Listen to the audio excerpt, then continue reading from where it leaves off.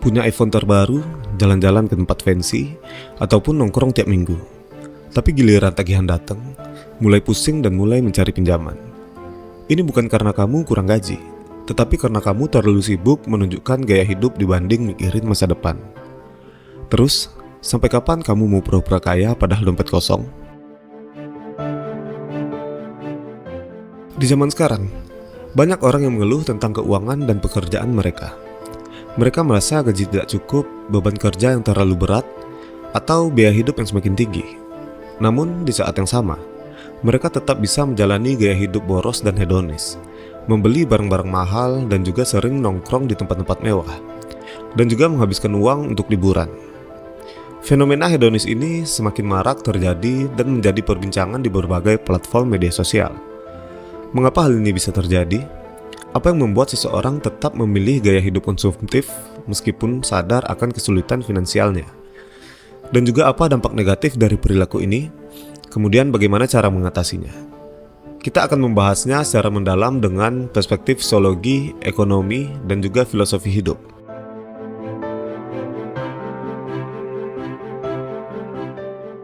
Penyebab fenomena hedonis yang pertama adalah budaya konsumtif dan juga pengaruh media sosial. Dalam dunia yang serba digital, media sosial memiliki peran besar dalam membentuk gaya hidup masyarakat. Gaya hidup selebriti, influencer, dan juga konten kreator yang menampilkan kemewahan seringkali menjadi standar baru bagi setiap orang. Mereka merasa perlu mengikuti tren agar tetap relevan dan diterima di dalam pergaulan. Seperti yang dikatakan oleh sosiolog Thorstein Veblen dalam bukunya The Theory of the Leisure Class. Manusia cenderung melakukan konsumsi mencolok dengan membeli barang-barang mewah bukan karena kebutuhan, tetapi untuk menunjukkan status sosial mereka.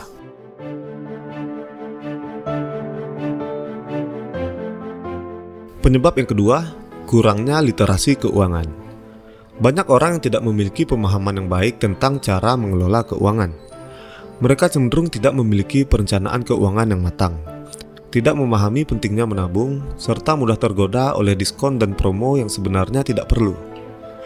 Ekonom Richard Thaler dalam teori behavior economics-nya menjelaskan bahwa manusia seringkali bertindak irasional dalam keputusan finansial.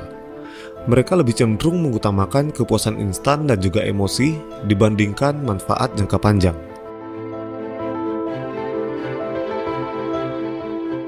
Kita masuk ke penyebab yang ketiga, yaitu pola pikir hedonis. Konsep hedonic treadmill dalam psikologi menyatakan bahwa manusia memiliki kecenderungan untuk selalu mengejar kebahagiaan yang sifatnya sementara. Ketika seseorang mendapatkan sesuatu yang diinginkan, kebahagiaan itu hanya bertahan sesaat sebelum mereka menginginkan hal lain yang lebih besar dan lebih mahal lagi. Filosof Epicurus menyatakan bahwa kebahagiaan sejati bukan berasal dari kesenangan yang berlebihan, tetapi dari kepuasan terhadap hal-hal sederhana di dalam hidup. Namun, di era modern ini, kepuasan sederhana ini seringkali diabaikan.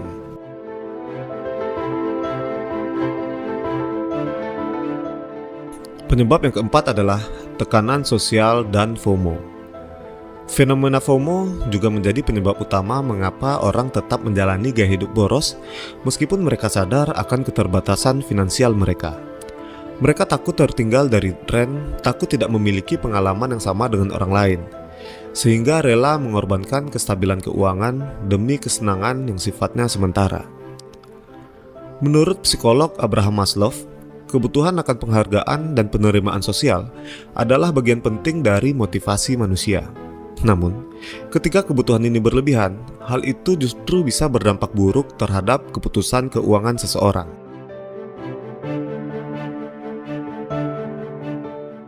Setelah mengetahui penyebabnya, sekarang kita akan memaparkan bagaimana dampak negatif hidup boros dan hedon. Yang pertama tentunya krisis finansial. Ketidakmampuan mengelola keuangan dengan baik dapat berujung pada krisis finansial, seperti misalnya terlilit utang, kartu kredit, hingga kesulitan memenuhi kebutuhan dasar, atau yang paling parahnya adalah kebangkrutan. Dampak negatif yang kedua adalah stres dan kesehatan mental. Ketika seseorang terus-menerus mengalami tekanan finansial akibat gaya hidup yang tidak sesuai dengan kemampuan, mereka cenderung mengalami stres, kecemasan, bahkan depresi. Stres finansial dapat mempengaruhi kualitas hidup seseorang secara keseluruhan. Dampak negatif hidup hedon yang ketiga adalah merenggangnya hubungan sosial. Gaya hidup konsumtif seringkali membuat seseorang lebih fokus pada status sosial daripada hubungan yang lebih bermakna dengan orang lain. Ketika masalah finansial muncul, seringkali ini menyebabkan konflik yang terjadi baik itu terhadap pasangan, keluarga, ataupun teman.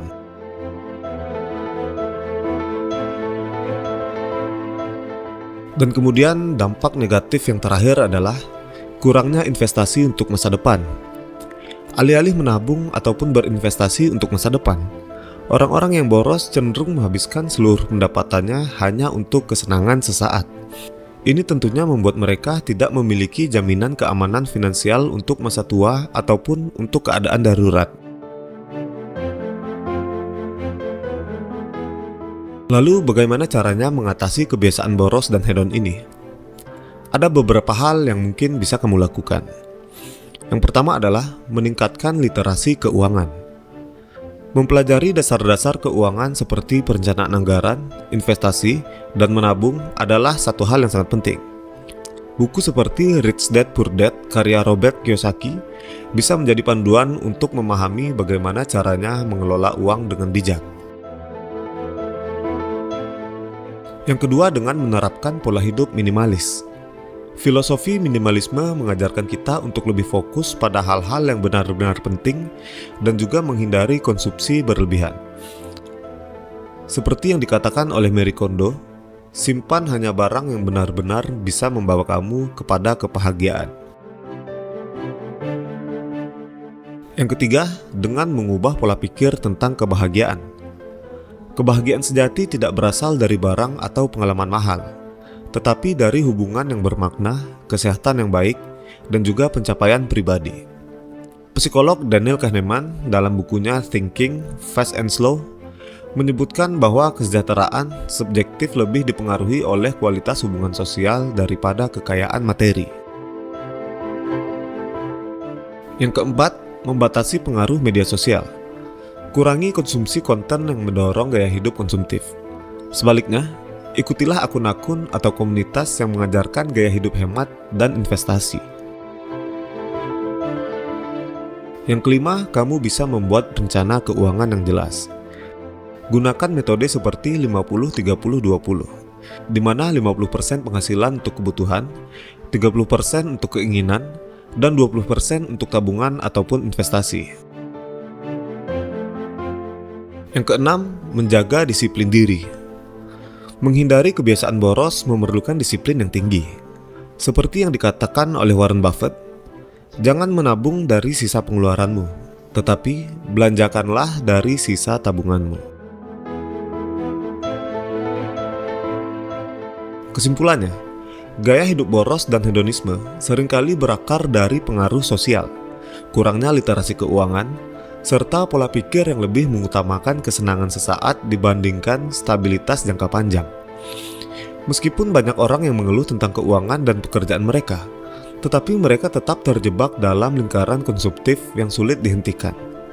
Namun, dengan meningkatkan literasi keuangan, mengadopsi gaya hidup minimalis, dan juga mengubah pola pikir tentang kebahagiaan, seseorang bisa keluar dari jebakan ini dan membangun kehidupan yang lebih seimbang dan berkelanjutan. Kuncinya adalah kesadaran, perencanaan, dan disiplin dalam mengelola keuangan pribadi. Jadi, apakah kamu masih ingin mengeluh tentang keuangan sambil tetap menjalani gaya hidup yang boros? Atau sudah saatnya bagi kamu untuk mengambil kendali atas keuangan kamu sendiri?